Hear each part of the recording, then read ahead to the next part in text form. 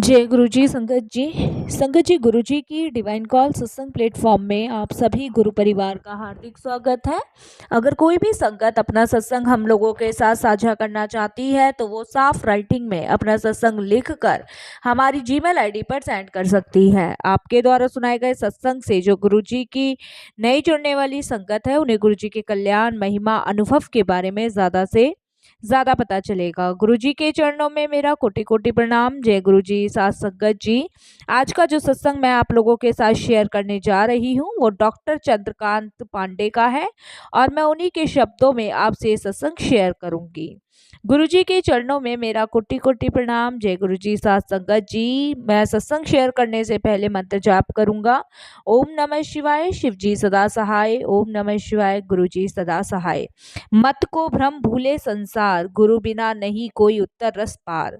शुक्राना मेरे गुरु जी का कि ये सेवा बख्शी उन्होंने कि मैं ये सत्संग आप लोगों के साथ शेयर कर रहा हूँ। बुधवार 12 अक्टूबर 2005 को सुबह सुबह ही मेरे सहकर्मी डॉक्टर खिलानी एम्स में औषधि विभाग के अध्यक्ष का फोन मेरे पास आया। उस दिन शाम को 5:30 बजे उनके घर में सत्संग का आयोजन था जिसमें गुरुजी भी आ रहे थे। उन्होंने मुझे और मेरी पत्नी को आने का आग्रह किया। क्या आप महाअध्यापक की रिटायरमेंट का उत्सव मना रहे हैं? ये मेरा सवाल था उनसे। यह गुरुजी कौन है, उनका क्या नाम है, वे कहाँ से आ रहे हैं? मैंने उन पर प्रश्नों की झड़ी लगा दी। उन्होंने केवल इतना उत्तर दिया कि उनका नाम गुरुजी है। आप जब शाम को उनको मिलोगे तो स्वयं ही जान लोगे, बस थोड़ा सा सब्र रखो। संगत जी, मेरी पत्नी स्मृता साधु संतों में कोई विश्वास नहीं रखती थी। इस बार जब मैंने उसे यह बात बताई तो उसका उत्तर पहले से अलग था। संभव है इस बार कुछ अंतर हो, चलो चलकर देख लेते हैं, ये मेरी आंटी ने मुझसे कहा। कुछ देर पश्चात मैंने अपने मित्र रमेश और पंकज सिंह को फोन किया। मैं रमेश जी को पिछले 35 वर्ष से जानता हूँ और उनके विवाह के पश्चात पंकज जी को। मैं उनसे पंकज जी के पिता यानी कि भूतपूर्व प्रधानमंत्री श्री चंद्रशेखर, जिनको मैं स्वयं पिताजी कहकर संबोधित करता था, तो मैं उनके स्वास्थ्य के बारे में जानना चाह रहा था। उन्होंने कहा कि वे एम्स के एक निजी कक्ष में टेस्ट के लिए गए हुए हैं। यह सुनते ही मैं सीधे उनके पास गया। वार्तालाप करते हुए उन्होंने गुरुजी से पहले दर्शन के सत्संग मुझे सुनाए। उन्होंने यह भी बताया कि वे लगातार एम्पायर स्टेट में स्थित गुरुजी के छोटे मंदिर में जाते रहते हैं। कैसे गुरुजी ने उनके जीवन का दृष्टिकोण ही परिवर्तित कर दिया है और कैसे उनकी दया से पिताजी का स्वास्थ्य सुधर गया है। मैंने कहा, क्या आप डॉक्टर खिलानी को जानते हैं? तो रमरीश जी ने मुझसे पूछा। मैंने उनसे इस प्रश्न का कारण जानना चाहा क्योंकि उनका नाम अभी तक हुई अपनी कोई भी बातचीत में नहीं आया था। रश्मीश जी ने उत्तर दिया कि आज शाम को उनके यहाँ सत्संग है और हम गुरुजी को उनके घर लाने वाले हैं।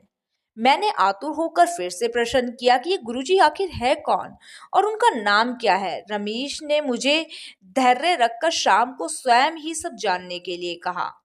संगत जी, मैं यह प्रसंग इतने विस्तार में इसलिए सुना रहा हूं कि कार्य समय आने पर ही पूर्ण होते हैं। जब तक गुरुजी नियत ना करे उनके दर्शन संभव नहीं है। उनकी आज्ञा ना हो तब तक हम उनके दर्शन नहीं कर सकते।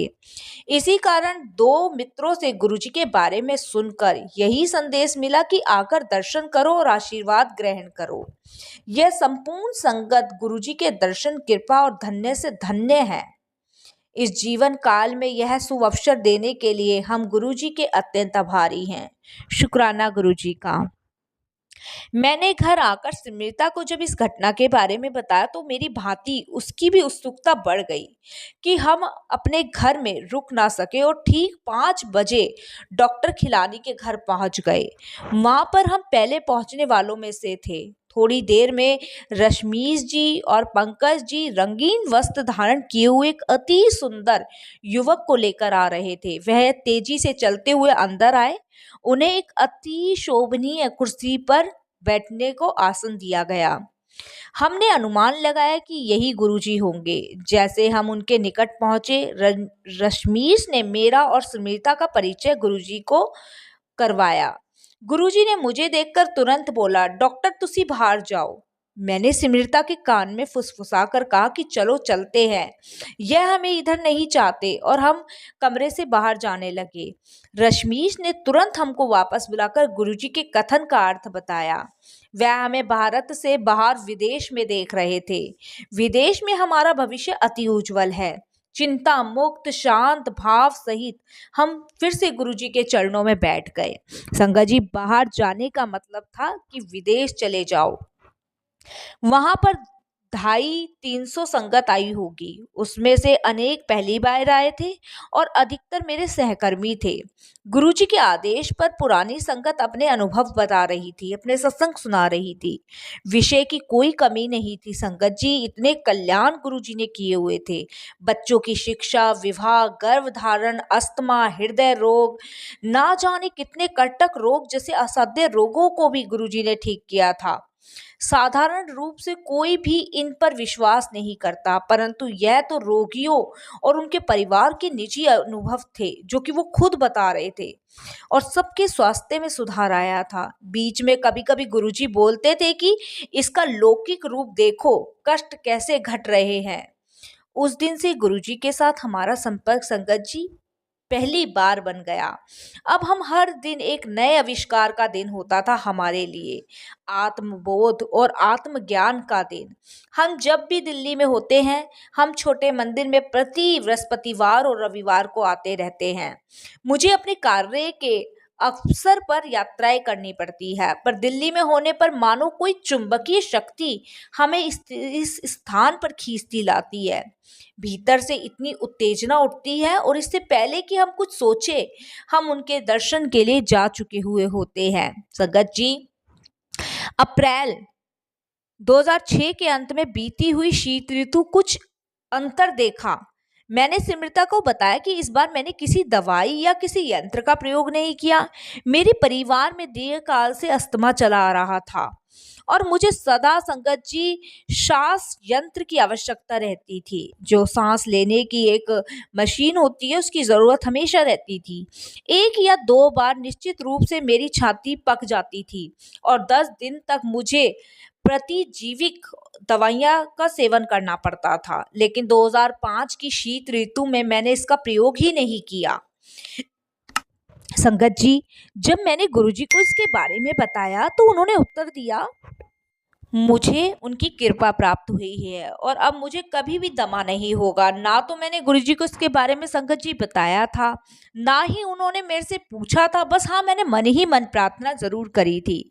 मैं अति अचंभित हुआ। हमारे जीवन में इतना अंतर आया कि हम गुरुजी के दर्शन के लिए एम्पायर स्टेट हर बृहस्पतिवार और रविवार को जाने लगे। शुक्राना गुरुजी का। वो कहते हैं ना, हम मूर्ख है, अज्ञानी है, परमात्मा को जल्दी से नहीं पहचान पाते। उनकी कृपा हमारे ऊपर बनी रही। हमारी बेटी शुजुता अमेरिका में पढ़ रही थी। हॉस्टन स्थित राइस विश्वविद्यालय से ज्ञान संस्था सायु विज्ञान और संस्था नामित मौन विज्ञान में उसका पाठ्यक्रम पूरा होने वाला था। उसे वहीं पर शोध करने की अनुमति मिल गई थी। वहीं पे काम करने के लिए भी उन लोगों ने कहा था, पर वो वहां पर अपने अध्ययन नहीं करना चाहती थी। वे अपना शोध MIT यानी कि स्टैनफोर्ड विश्वविद्यालय जैसी संस्थाओं से करना चाह रही थी। संगत जी, माता पिता होने के नाते हमें लगता था कि उसकी यह अभिलाषा सही नहीं है। ना केवल उसके वीजा की समस्या थी, उसके पास इन संस्थाओं में प्रवेश के लिए समय भी बहुत कम था। तो मेरी पत्नी हमेशा अपनी बेटी के लिए चिंतित रहती थी। एक बार जब गुरुजी ने शुजुता के बारे में हमसे पूछा तो मैंने सिमरता की चिंता के बारे में गुरुजी को बतलाया। गुरुजी ने तुरंत चिंता छोड़ने को हमें कहा और आश्वासन दिया कि सब ठीक हो जाएगा। उन्होंने पूछा कि मैं अगली बार अमेरिका कब जा रहा हूँ। उनके इस प्रश्न से मैंने अधिवेशन में उपस्थित होने के लिए मैंने मई 2006 में जाने की योजना बनाई हुई थी। उस समय हमें यह देखने का अवसर मिला कि गुरुजी का आशीर्वाद प्राप्त होने के पश्चात कैसे एक दिन के बाद एक घटनाएं, संगत जी, होती चली जा रही थी और सब ठीक होता जा रहा था। पता ही नहीं चला कब बेटी का वीजा लग गया, कब बेटी का एडमिशन हो गया, कुछ नहीं पता। शुजुता अब बोस्टन स्थित MIT के मस्तिष्क और ज्ञान संस्था विज्ञान विभाग से काम कर रही थी। शुक्राना गुरुजी का, अनंतम शुक्राना। गुरुजी के पास आने के पश्चात हम श्रद्धालुओं द्वारा कथित और अपने अनुभव समझने का प्रयास कर रहे थे। संगत जी, हर संगत के पास अपने अनुभव थे, अपने सत्संग थे। हम गुरुजी के साथ क्या अनुभव करते हैं, संगत को सुनाए गए प्रसंगों की ऊर्जा अपने को उसी पात्र में ढालने की प्रतिग्रहण किया हुआ लंगर रूपी प्रसाद गुरुजी द्वारा सबको दिया आशीष, सब अनुभवों में अपने अंदर एक नवीन शक्ति क्षमता आदि संगत में पहुंचने पर चाहे कोई कितना भी थका हुआ हो, वह वहां से चलने पर अपने भीतर एक नवी ऊर्जा महसूस करता था, अनुभव करता था। संगत जी, गुरुजी का लंगर करके, गुरुजी का चाय प्रसाद करके वो ऊर्जा, वो नेगेटिव ही अंदर से बाहर निकलती थी, जिसकी हम कभी कल्पना भी नहीं कर सकते। इतना आशीर्वाद, इतना प्रेम गुरुजी के यहाँ मिलता था, जिसका संगत जी मैं अपने शब्दों से व्यक्त नहीं कर सकता। भले ही कितनी देर हो जाए, वह रात्रि के उस काल में भी सुबह की भांति तरोताजा मैं अनुभव करता था। सबसे महत्वपूर्ण बात यह है कि गुरुजी के यहाँ सब समान है, धनवान हो, निर्धन हो, प्रधानमंत्री हो या चपरासी हो, पुरुष हो, नारी हो, शहरी हो या ग्रामीणी हो, भारतीय हो या विदेशी हो। यहाँ पर कोई रीति रिवाज नहीं है। किसी भी सत्संगी से पूर्ण आत्मसमर्पण के अतिरिक्त कोई आशा नहीं की जाती। गुरुजी में आस्था और फल की आशा किए बिना विश्वास को ही तो आस्था कहते हैं। संगत जी, गुरुजी हमें सर्वश्रेष्ठ मनुष्य बनाने का प्रयत्न कर रहे हैं। यहाँ आने के उपरांत हमारा जो भी रूपी अभिमान समाप्त हो रहा है, वो सिर्फ गुरुजी की कृपा से हो रहा है। जो भी हमारा जीवन परिवर्तित हो रहा है, वो भी गुरुजी की कृपा से ही हो रहा है। इसके लिए शुक्राना गुरुजी का। हम उन्हीं घटनाओं को एक नए दृष्टिकोण से देखते हैं और मन को शांति प्राप्त होती है। अपनी आवश्यकताओं और लोभ का भेद समझते हैं। गुरुजी ने सुकर्म करने के विवेक का विकास किया है। हम गुरुजी की संगत होने से धन्य हैं। हमने यह भी जाना है कि हमारे जीवन की मान्यताओं को बांटने से उनका मूल्य अधिक हो जाता है। अपने सत्संग को दूसरे के साथ शेयर करने से संगत जी हमें अपार ब्लेसिंग्स मिलती है। विनती होकर हम अपने अनुभव अपने मित्रों और सहकर्मियों से बांटते हैं। हमारी जीवन यात्रा चल रही है और इसके लिए हमारे ऊपर गुरु कृपा है। उसके लिए हम उनके अतीक आभारी हैं, अतीक आभारी हैं। संगत जी, अब मैं अपनी वाणी को यही विराम दूंगा। कोई गलती हो जाए, कोई भूल हो जाए तो मुझे क्षमा कीजिएगा। फिर गुरुजी ने आज्ञा दी तो फिर मैं बहुत जल्दी अपनी बेटी का भी सत्संग आप लोगों के साथ शेयर करूंगा। संगत जी, गुरुजी का अनंतम अनंतम शुक्राना। अब मैं सत्संग यही विराम करूंगा। जय गुरुजी, शुक्राना गुरुजी। संगत जी, अब जो मैं दूसरा सत्संग शेयर करने जा रही हूँ वो एक संगत आंटी का है और मैं उन्हीं के शब्दों में आपसे सत्संग शेयर करूंगी। सत्संग शुरू करने से पहले मैं मंत्र जाप करूंगी। ओम नमः शिवाय, शिव जी सदा सहाय। ओम नमः शिवाय, गुरु जी सदा सहाय। संगत जी, एक समय था जब हम मंदिर, तीर्थ स्थल, मूर्ति पूजा, रीति रिवाज और जोशी, शुभ अशुभ लक्षण आदि सब बातें अत्यंत महत्वपूर्ण हम सबको लगती थी। किंतु गुरुजी से मिलने के बाद यह सब अर्थहीन हो गया हमारे लिए। सब बेकार की चीजें हो गई। वहम से बाहर निकल गए। जब हम वहमों में पड़े रहते थे उससे बहुत जल्दी हम बाहर निकले गुरुजी से जुड़ने के बाद। अपने अनुभवों का वर्णन करने से पूर्व मैं सबको बताना चाहती हूँ कि गुरुजी के यहाँ होने से हम सब कितने महफूज हैं। गुरुजी कोई जादूगर, प्रोत्साहित या स्वामी नहीं है। वह तो साक्षात परमेश्वर हैं, जो हमारे बीच में ही बैठकर हमारे जीवन को सरल और मधुर बना रहे हैं। मेरे अनुभव इसी विश्वास और आस्था को गुरुजी के चरणों में समर्पित है। संगत के रूप में उनसे मिलने के से पहले दिन ही गुरुजी में मेरी श्रद्धा जागृत हो गई थी। उनके आशीर्वाद से ही नवंबर 2000 में मेरा विवाह हुआ। इसके कुछ दिन बाद ही गुरुजी मुझसे कहने लगे कि वह मुझे पुत्र देंगे।